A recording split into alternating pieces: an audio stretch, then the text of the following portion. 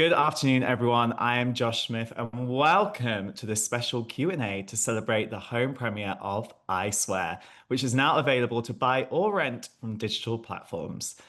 I Swear is a powerful and deeply personal film that explores the complexities of living with Tourette syndrome. Based on the life of John Davidson, a remarkable advocate and educator whose impact reaches far beyond the screen, our hope is that today's Q&A gives everyone watching a deeper understanding of the film and helps continue the important conversations around Tourette syndrome.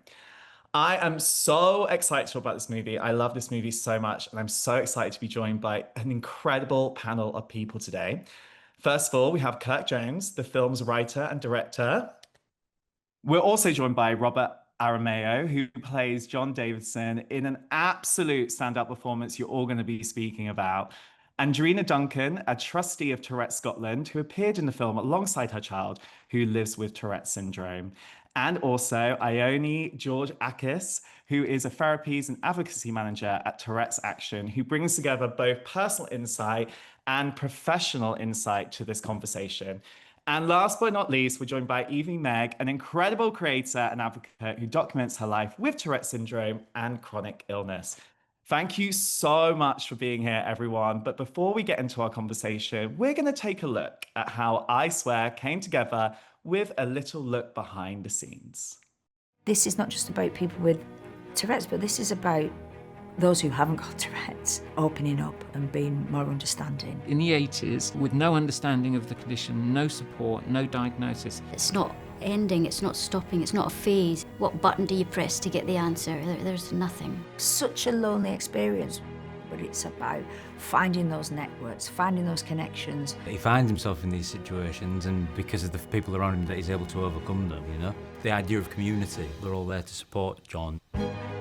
When he's in trouble, like Tommy would have done to a mate, he'll be there for him. Dottie sees past his tics. It's not a one-way street. I think they're a support network for each other. There's a symbiosis there in terms of what they give each other. John has become this amazing ambassador. And he's very inspiring for that reason. He just doesn't stop. And is impacting on so many people's lives so brilliantly. So, after that amazing little insight, I feel like we should come to you first, Kirk. What first drew you to this incredible real-life story? I remember seeing a documentary in 1989, which was called John's Not Mad. And that was my first exposure to John and his story. And I would actually say that was my first exposure to Tourette's kind of full stop. John was about 15. He was coming to terms with the fact that he was experiencing the onset of Tourette's. Up until then, my understanding was that he lived a pretty kind of regular life. He had friends. He was quite good at sport.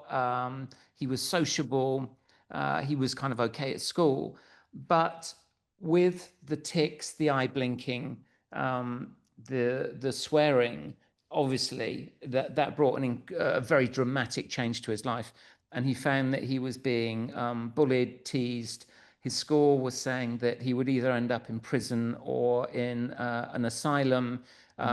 He was starting to get into, or soon after that, he started to get in trouble with the police because of the things he was shouting out in the street. And I just thought it was a really interesting, engaging, and emotional journey that he was starting out on. And I realized that John was starting to help people in the Tourette's community start to organize weekends where they could come together. One of the key things that I remember from that is that I think he said it, or he said something similar, which is, normally you are the minority, but today you are the majority. And it was just that sense of him bringing a community of young people and older people together, which really interested me. And then eventually I saw the news where John had got an MBE from the Queen from his charity work. So it was a very long journey for me, obviously longer, and for John.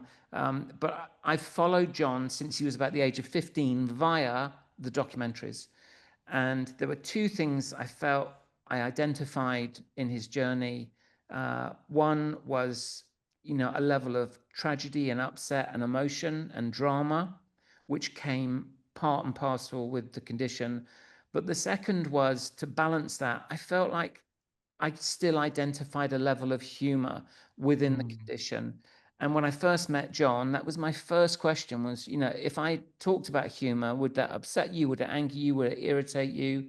And his response was no. I've had one of the most dramatic, tragic lives you could imagine, whilst at the same time being very funny. When did you first meet him then? From starting off from seeing that documentary all the way back in the late 80s, all the way through to now, when did you first actually sit down and speak to him? About 3 years ago, I sat down and tried to decide what I wanted to do for my next film. I knew in principle I wanted it to be based in the UK. I knew I wanted it to be low budget so that I had a lot of control over it. And I knew that I wanted to do something that I was passionate, really, really passionate about. This wasn't a kind of a job or another film. This was something that I wanted to do. And I wanted to do it in the UK. So I started to look around. I have a book of ideas that I've collected over the years, for many years now. And I kind of flicked through that. And on one page, it simply said, John Davidson, Tourette's. And I thought, I remember that. I remember those documentaries. So I went back and revisited them and thought, I still think it's a really good idea. And anyone in my position will tell you that if you think an idea is good in 1989 and you still think it's good in 2025, the chances are it probably is quite a good idea and it's a good subject. So I contacted John on Facebook. That wasn't too difficult. I think I had a Zoom with him. He was working in the community center. He was there with his dog during a lunch break, and we had a chat. And we arranged for me to go up to see him for about 3 days initially. So I flew up to Edinburgh, drove down to see him, knocked on his door. I could tell that he was really nervous. I was nervous about meeting him. He was kind of a bit of a hero, to me. I really admired the way that he'd handled his life and his story and his condition. So I was excited, but also a bit nervous. He was obviously nervous because he hadn't met me before. There was this guy coming up from down south. He was a director. And I think things like that just get into John's head, and that causes a little bit of anxiety, and the anxiety leads to increased tics. So, he answered the door, and he ticked something that was very inappropriate. And my reaction, because it's in my nature just to make fun and make light of things to try and kind of break the ice, was to make a little joke about it. And one of the first things he said to me was, ignore the tics, but don't ignore the person. So that was my first lesson, is what people say. And again, we need to remember that John has a form of Tourette's, which is called coprolalia. And only about 10% of people who have Tourette's have coprolalia, but it's very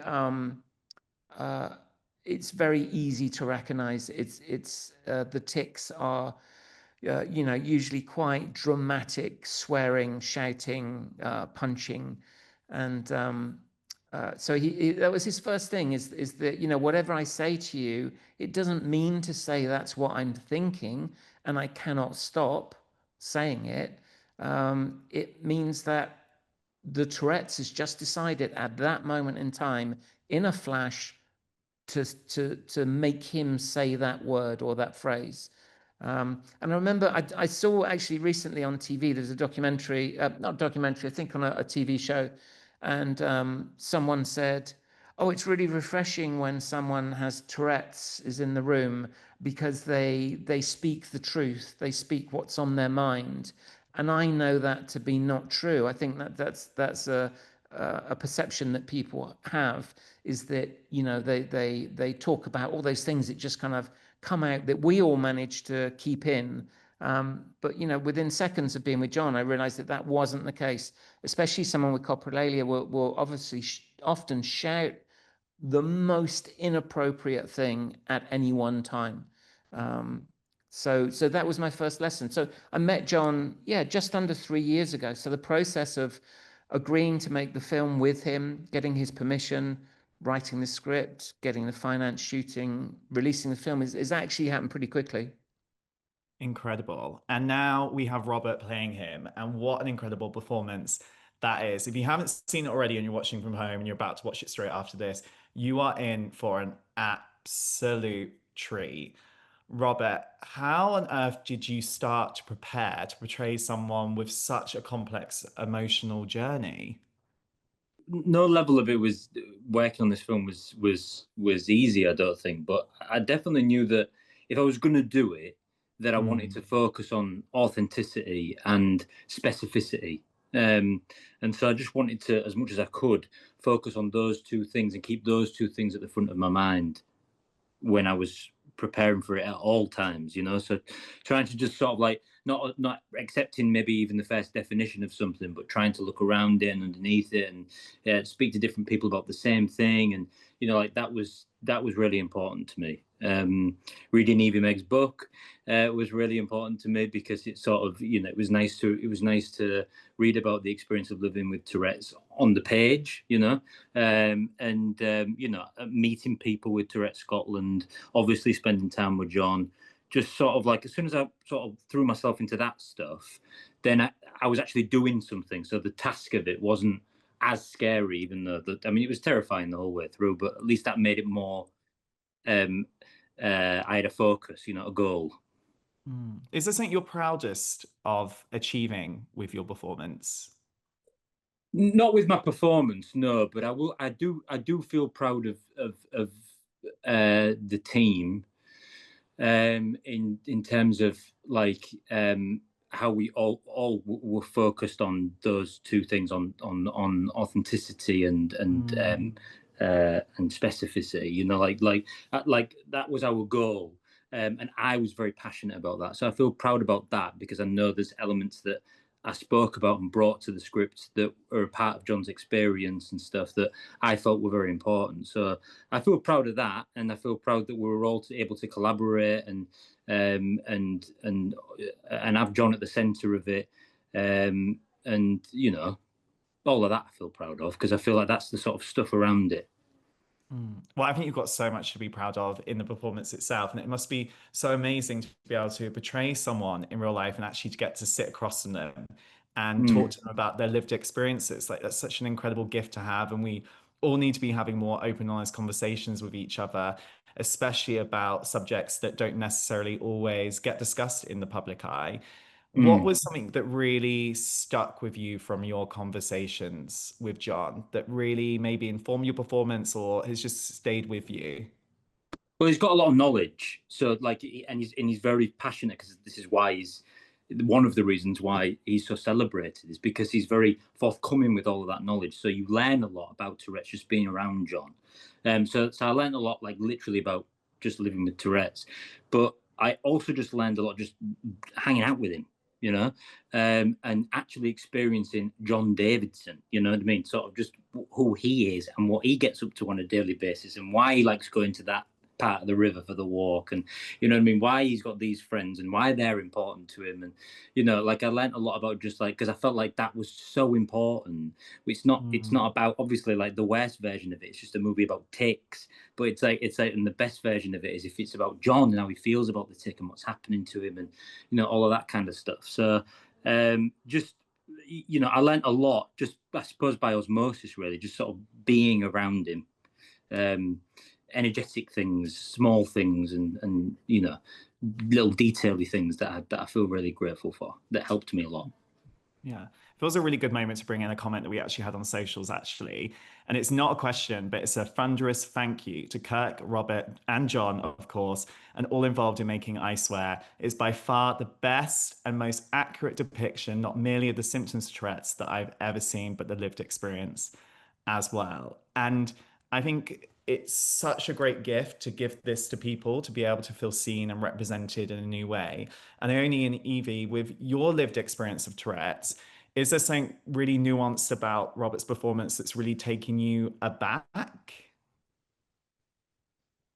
I mean, that's a lovely question. I suppose we see Tourette's in the media. We've seen Tourette's on our screens for years, but it's not just about kind of awareness and bringing it into the public eye. It's about doing it in an ethical and informed and kind of human-driven way, one that's based on lived experience and the kind of reality, the good, the bad, the ugly, the nuanced beauty and challenge of this condition. I mean, it's simply highlighting the challenge of a supermarket, and how this kind of activity that we just complete in our daily lives and people take for granted, and just how well Rob could capture the nightmare that is accessing a supermarket with this condition. Feels so important, because it's not about just educating people with Tourette's, it's about educating the people around people with Tourette's and the members of the public that we come into contact with every day. That's, you know, that's such a powerful, hopefully, consequence of this film and this epic performance that was given, that really brought John's beautiful life to screen. Yeah, it's such a wonderful thing to say. And for you, Evie, is there something that's really stuck with you from watching the film back that's allowed you to feel seen in a new way, maybe? Yeah, I mean, just the accuracy of the tics and kind of life with Tourette's, and obviously it would be because it was based on John, who actually lives with Tourette's, but it was I've not seen anything like that in movies before. I mean, there are films where a character has Tourette's, but they don't kind of dive into it as much. They do often focus quite a lot on the coprolalia, which is the swearing. But they went so much deeper into it in I Swear. So like there was one scene where John was in a lot of pain and the tics were targeting the area where he was in pain. And I just can really relate to that, because that's kind of what Tourette's does. If you're in pain somewhere in your body and your Tourette's is aware of it because you can feel it, it kind of targets where the discomfort is. So then you're in more pain. And that's just exactly how Tourette's works. It's very kind of like hyper aware of any sensations in your body. So yeah, there was so many specific tics that I could relate to. There's also a scene as well where John is talking to Tommy in the center where he's working, and he ends up echoing something because it's alliteration, and he gets stuck on it repeatedly, the filthy fags bit. And my mum literally looks at me and says, "That's you." We watched it in the cinema for the first time, and she turns to me and she says, "That is so you," because Tourette's can really cling on to catchy things, and for me, alliteration is a really big trigger. So really specific things that probably people watching without Tourette's or any kind of experience of it wouldn't even notice. But yeah, very specific tics like that was really nice to see and kind of see yourself in it as well. And you mentioned you got to sit alongside your mum and watch it. Did it enable you to have new conversations with her about what your lived experience is like? um I suppose so. I mean, she's obviously, so my mum is my carer, so she's with me all the time. So there isn't really a side of Tourette's that she hasn't seen. So there wasn't particularly anything in the movie that took her by surprise exactly. There was bits that she said kind of hit harder than others. But like for example, my grandma and granddad went to see it a few weeks ago, which I was actually really nervous for. I don't think they were prepared for how emotional this film is and how powerful it is. Um, and they don't get to see me, you know, all the time as much as my parents do. So they don't have as much knowledge on Tourette's as a condition. They've seen me ticking, obviously. But yeah, they went to see it and we picked them up and my granddad got in the car. And I said, "So what did you think?" And my grandma pointed to my granddad and said, "He cried the whole way through the film." Yeah, I think it was very powerful for them seeing it in a new way. I think it is, it does hit very hard for people going to see it if they have a family member with Tourette's, because you kind of get a bit more into like a glimpse into what they actually live with, which I think is why it hit my granddad so difficult. But it's such an important film that needed to be made. So And that's what movies should all be about, making people feel seen and to start those amazing conversations, not necessarily people feel they can have, or just to see what someone's lived experience is like. And for you, Kirk and Robert, it's so important to get inclusion right. What do you think this project has really taught you or shown you about storytelling, and what is needed to make a really truly inclusive story? Well, that's a good question. I think for me, everything was already there in John's life and in John's story. So my process, first of all, was to sit with John and just listen. And I recorded everything. But his life inherently contains everything that I think was needed for a great film. I didn't recreate anything. I didn't invent almost anything in the film. It's already there, and it's John's story. So it's hard. I mean, one of the things actually, as Evie was talking there, that I've become aware of recently, because I've been getting many notes mostly via social media from people commenting on the film, and many of them are saying, "Thank you, it's great." Those are from people who don't live with the condition. But then again, I'm getting notes from people who do live with the condition.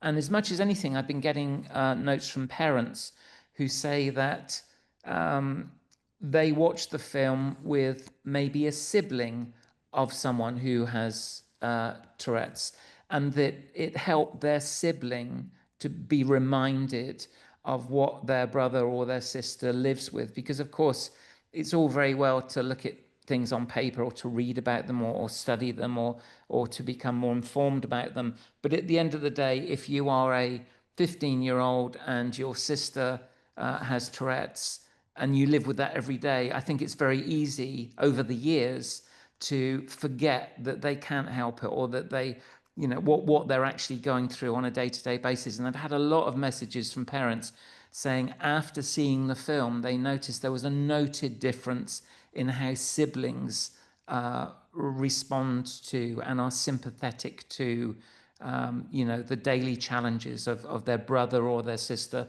who are living with the condition. So that's been a really nice thing for me to see, is the reactions of families more than anything.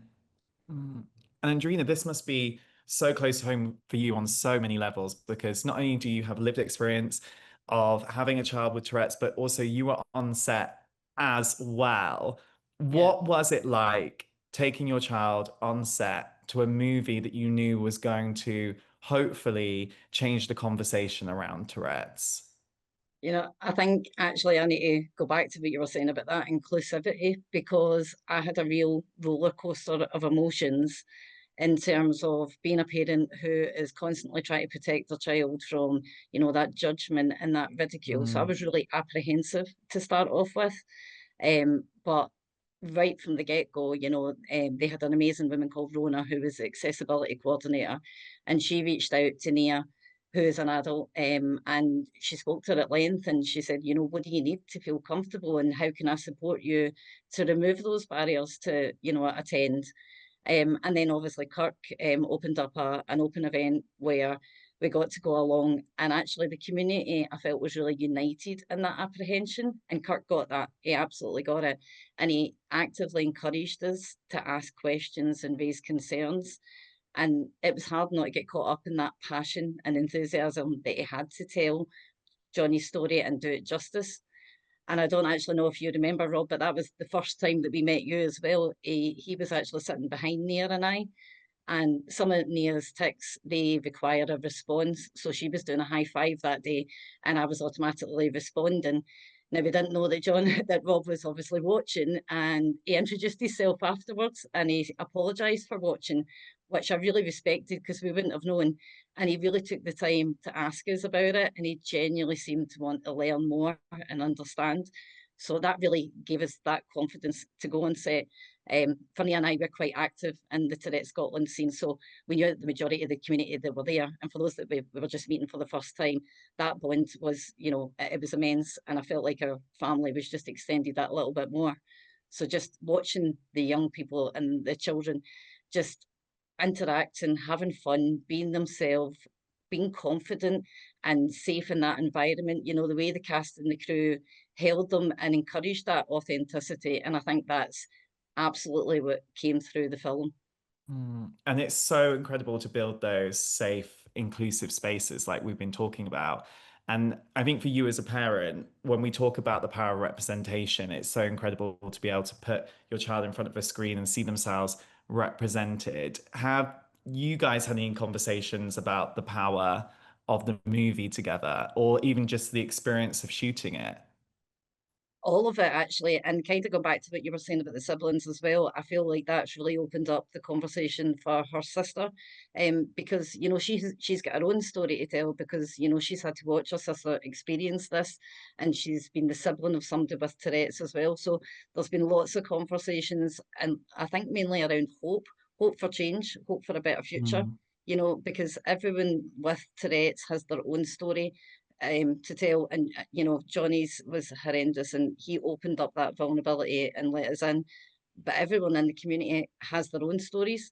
Yeah, so it was really important that it's out there for people to see.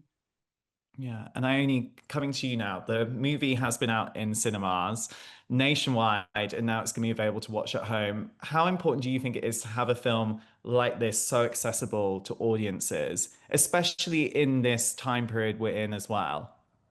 Oh, I think it's absolutely key. I mean, it goes without saying that the cinema is a uniquely challenging environment for people with tics and Tourette's. Prior to I Swear, I had not braved the cinema for over 5 years. It's just not worth it. I don't enjoy a movie if I'm trying to hold in all my tics, and that's generally quite a shared experience. People will choose to internalize that discomfort and try and hold it in and suppress rather than impacting other people's experiences. And this was such a safe space to go to the cinema and try. If you can't tick at a Tourette's film, where can you? But actually the luxury of being able to watch yourself and this opportunity, but from the safety of your own home, your familiar space with your people, and to be able to really loudly and proudly tick as you want and need, which for this film feels particularly important, because not only does the process of watching someone tick, if you have tics yourself, it can increase your tics in that moment, but also big emotions can increase tics. So the joy and the anticipation, the excitement and the sadness that came up with this film is essentially this beautiful recipe for having lots of expression and lots of tics. So it's really great to be able to access that on the big screen, of course, but being able to do that from your space is completely key. And I'm looking forward to hosting a slumber party with everyone I know and love to watch it. I love it. That's going to be so fun. And also, it must have been so freeing as well for you to be able to go to the cinema and have that experience. Absolutely. I thought this is finally my time. And when we're talking about the power representation that we've been talking about a lot during this chat, how do you feel like a film like I Swear can really start to shift the understanding of Tourette syndrome? I think it's about, it brings the reality of the condition to the kind of the public eye. It doesn't only focus on one side. And I think a frustration historically with seeing Tourette's in the media is that it's been overly kind of shown with this human narrative or this shock factor. And, you know, people have a morbid curiosity. People are generally fascinated by this condition. But it's really important, I suppose, that we step back and show the entirety of it. And you kind of touched on this, that there is humour in tics, and that lots of us living with this condition find joy and laughter and social connection within it. But there's also pain and shame and guilt and isolation and barriers to accessing employment and education. And I think the film just really, really, really highlighted that, you know, actually, and it's the quote, isn't it? I don't think Tourette's is the problem. It's people not knowing about Tourette's that's the problem. And I stood up and I cheered when I heard that, because this is what we've been screaming about our whole lives. Everyone living with this condition has been self-advocating for as long as they could talk, probably. Their families, you know, the people around them have been doing that. But to see it on the big screen, to see it in the mainstream, the colleagues that I have at work, the patients that I support in my other work role as a therapist, are all coming and saying, I've seen the film.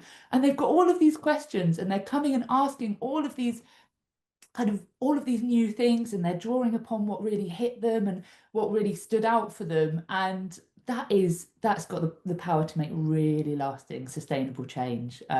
So yeah, it's fab, and it's hopefully just the beginning of the conversation. Yeah. And Robert, for you to be at the center of this conversation in a way by giving us this incredible performance, is the true success for you from this movie really challenging and changing the way that people perceive Tourette's? And is there an incredible conversation you've had after the movies come out that's really stuck with you? Oh yeah, lots. Yeah. I've had lots of amazing conversations and surprising conversations about neurodiversity in general. You know, people have reached out who don't live with Tourette's, so, but to talk about neurodiversity and you know, I thought that's been a real surprise. I didn't expect it to sort of, for people, you know, lots of people are seeing themselves in this film, which I think is just a really lovely thing. Yeah, I mean, so yeah, there's been lots, I suppose, but I think we all were so nervous about John seeing it. My only conversation I've ever had with John with the film was he said about, to me, he's only said about one sentence, which was, you know, I really enjoyed the film. I thought you did a great job. And that was it. And we stopped talking about it and we talked about Rangers, I think. So yeah, I mean, I feel really happy that, because obviously it is John's life, and you know, he was such a big collaborator in creating it. So it was great when he was happy.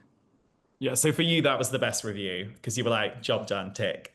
Well, not job done, but I'm glad that he really liked it. I mean, can you imagine if he didn't?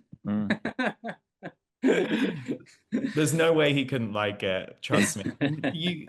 And for you, Evie, we've been talking a lot about positive and authentic portrayals in media, but I just don't think it can be overstressed how important that is.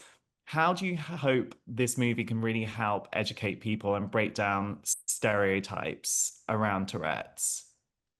I think it might sound a bit silly, but one thing for me is people just seeing that Tourette's like that does exist, because even though like Tourette's isn't rare, it's not very often that you see someone just walking down the street ticking. So people with Tourette's, I know I quite often feel quite alien. So like even if I'm just walking down my neighborhood street ticking, I'm kind of like, I don't know, are my neighbors looking out the window looking at this weirdo twitching down the street? So I don't know. I hope people watch it and kind of realize like, oh yeah, people like this do actually exist, and people do live with this, especially in places like supermarkets and restaurants where it's almost like out of place, if you know what I mean, like shouting or whatever.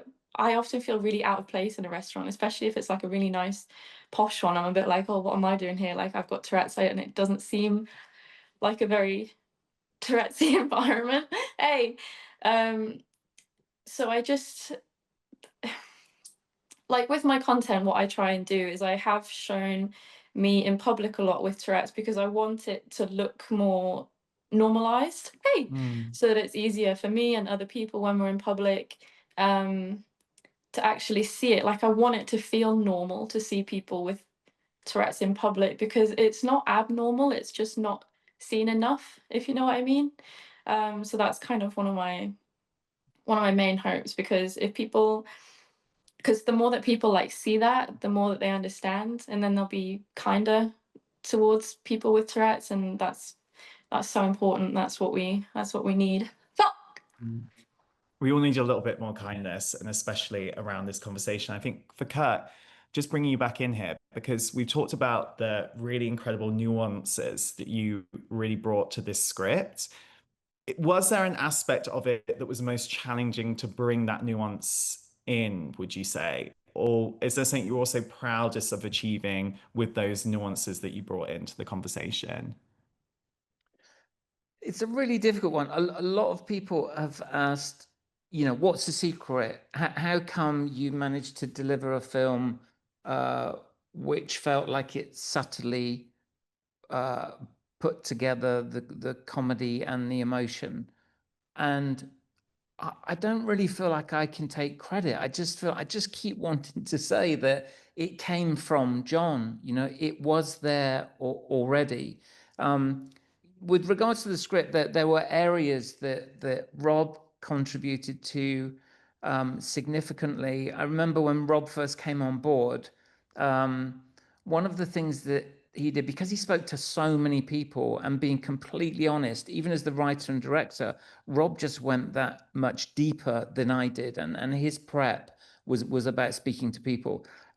So Rob would say to me, there's nothing in the script which shows levels of OCD behavior, things like, and I knew that this was part of the condition, and because John had spoken to me about it, things like John not being able to be trusted with sharp knives, things like him trying to put his hand on a gas stove, putting his hand under boiling water. So Rob would say to me, isn't it a bit odd that there's nothing in there? And then I would think, okay, yeah, it is a bit odd. So then we'd talk about where we could try to get something into the film.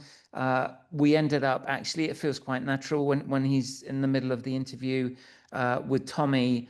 He's making his cup of tea, but he's got his back to Tommy, and he just runs his finger under the boiling water. So we felt, okay, at least we've made reference to that. So things like that. Rob was very good at feeding them back to me, and then I would try and get them in wherever I could. I think the other thing which makes this feel incredibly natural and believable is, you cannot really write tics. You cannot really write coprolalia or the language, or it felt, even though the script in its original form had physical tics, had verbal tics, when I sat down with Rob said, do you expect me to do exactly what you've scripted? You don't expect me to do that, do you? And I thought, no, actually, that's a really good point.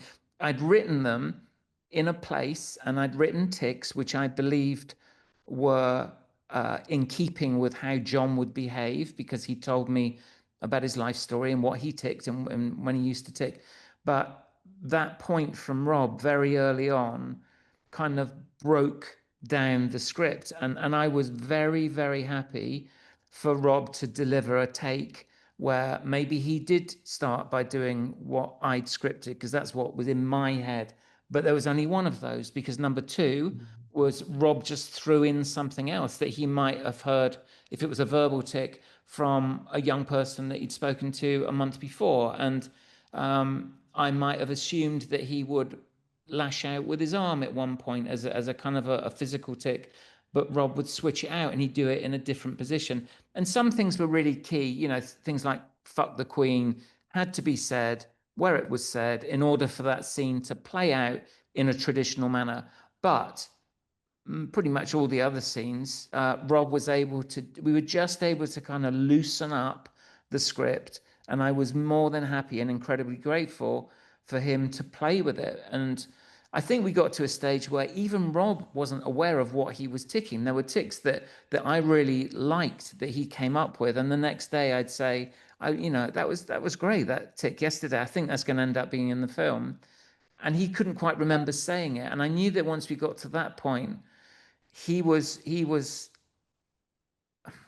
it sounds strange by saying he was as comfortable with the condition as he could be, because no one really feels comfortable with it. But I think he felt like his understanding was at a level where he could improvise, and it was even more believable than I thought it could be, or than John would be. Yeah. And Rob, was that really freeing for you to be able to give him that space to also come to work, use your voice, and kind of push for the inclusion of the stories that you've heard? Yeah, 1,000,000%. It was really freeing. And I think that the important thing for me to remember was not, I got to a point where the tic was not the tic wasn't the important thing. It was, John's in a moment where he's having a really good time, and then he ticks, but then he's got an opinion about that tic sometimes. You know what I mean? Like my focus had to be on, like, if something happened and came out of me, it really had to kept me on my toes, because John is very forthcoming about how he feels about some of his tics sometimes and stuff. And like learning about Tourette's in conjunction with OCD and the way that functions for John, that sometimes a tic will be repeated until it's satisfied inside of him, things like that would really help me. So it's not just a bunch of tics, but it's like, then I could go for something specific that was part of John's experience. And it was like, not only Kirk, but everyone on the set was so supportive of me and so supportive of me just being creative and trying things, and yeah, we sort of just ended up, all of us, just getting into a flow of what it was to make the film. So, I mean, I am so grateful for all the collaboration and stuff, and also just like, it was just a really good, I think, period where me and Kirk would just, I'd send an idea to him, he'd send one back to me, we'd talk about it a lot, and like that period before we started shooting, which was a long time, was just a really good part of the experience, and brought us closer together as collaborators. Yeah, and we talked about this before we all leave. Sorry, Kirk, go. Sorry, my fault. It also had a knock-on effect to the other cast as well. So, for example, Peter Mullen, one of the most experienced, talented writer, director, actors, you cannot really get anything past Peter Mullen. He's so experienced. But when Rob is playing against him and from completely out of nowhere says, "Put your cock in my hand," it even catches out Peter Mullen. And that was a real joy for me to see, Peter responding to things like that he wasn't expecting, and Peter getting excited by that level of performance, because all actors like a little spark on the day. No one really wants to turn up to say the lines that they've learned and then go home. That they all want to feel that there's a level of excitement, of unpredictability, to the material, and that there's a freshness that they can create on the day. And this just seemed like the most perfect subject to be able to do that. Yeah, and I think as well, we talked a little bit about how incredible the mixture of humor and also the emotion is as well. And just quickly, I want to come to you, Andrena, Ione, and Evie, to say, how incredible has it been to see those two aspects come together? Andrena, kick us off. So it's just been amazing just to see all that come alive on screen, just that representation. Yeah, sorry, I'm lost for words. Yeah, but that's how special it is when Yeah. that it's hit you like that. And it's for me, sorry, I was just going to say, I've been to see the film 4 times now, I have to say, and every time I have broke my heart, I've laughed, and I've come out with new emotions, and each time I think, okay, right, I've made peace with that, and I'll be okay this time, and every time it hits me again. So that's how good the film is. Yeah. And Ione, what about for you, the mixture of the humor and the emotion? Yeah, I mean, it was just spot on because it was real, isn't it? And, as an adult with Tourette's, but also as a professional who supports adults with Tourette's, I've never worked with a client who hasn't had really significant traumas and difficult experiences as a result of growing up with this condition, and people misunderstanding tics or responding poorly to tics, as was captured so nicely in the film. But also, all of us, or most of us, tend to have some joy and social connection in there, some little in-jokes. It brings so much laughter, and it brings out the best in other people, and it gives you an opportunity to connect with people and to have kindness and generosity and compassion from people. And again, the film just captured that, and it's about the balance and the reality. It's not all doom and gloom, but my God, it's difficult. It's not all laughter and joy, but we do find some of that in there. So yeah. And for Evie, what's it been like for you to see the joy and also the tougher elements shown at the same time? I 100% agree with everything that was just said. The balance was spot on because in the beginning, I want to make sure that Scott gets mentioned. He played young John. He was absolutely incredible. Just want to make sure that he gets mentioned in this because his performance was just amazing, really amazing to see. And there's a scene in the beginning in the playground, and it's so quick, but it's one of the scenes that really gets me, where he shouts at one of his classmates saying, "I can't help it." And just like the hurt and fear on his face really gets me quite upset, actually. Like, it's such a quick thing, but the expression on his face and the way that he says it, I find quite difficult to see. But then as he grows up and Rob plays John, there's scenes where he has some humor with it. So like the scene where they're painting the bedroom and they're having fun with the paint. I think it's just true because when you're younger and it's starting, it does feel a lot more doom and gloom in the beginning. And then as you grow older, you start to accept it, and you can have fun with it. Like, I would say I laugh at my tics almost on a daily basis, but that's not every single one. It's just specific ones. Hey, and it depends. There's definitely a balance. I do think that people do still see Tourette's as just a big joke, and I think they see that that's all that it is. But I think after seeing this film, they'll know that, well, it's not a joke, but there is bits that is okay to laugh at, but you have to check with the person with Tourette's whether they want you to laugh or not. And then there's a really horrific side to it as well. But I can definitely see the humor in it. I personally, some people don't like to, and that's totally okay. I mean, each person is different. But yeah, the balance of it in this film was spot on, so accurate. And that's what's amazing about the movie, because you go on that journey from youth through to adulthood, like you're saying, and it's so great to go on that journey and to gain a new sense of understanding. And just honestly, thank you so much, you incredible panelists, all for joining me today: Kirk, Robert, Andrena, Evie, and Ione, for sharing your incredible insights and experiences, and that really showing us the heart and the reason why I Swear is so important. This film is a testament to the power of storytelling and to the importance of representing real lives with honesty and care. And I think that's what this conversation is really showing.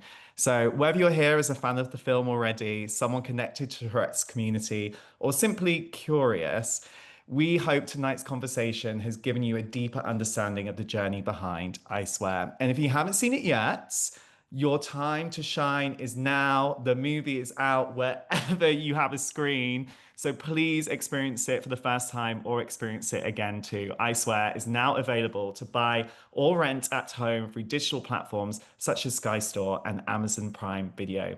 Thank you so much at home for joining us. And please continue the conversation, share the film, and support the voices that really did make this possible. Thank you so much.